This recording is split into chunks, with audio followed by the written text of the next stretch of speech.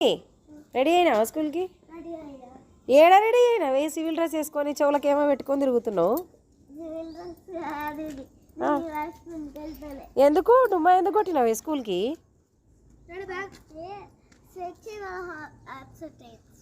స్వేచ్ఛ ఆబ్సెంట్ అయితే నువ్వెందుకు ఆబ్సెంట్? చెవులకి ఏంది పెట్టుకున్నావు? అరే అరే బాగున్నాయి నీ చెవులు. రెడీ? What's today?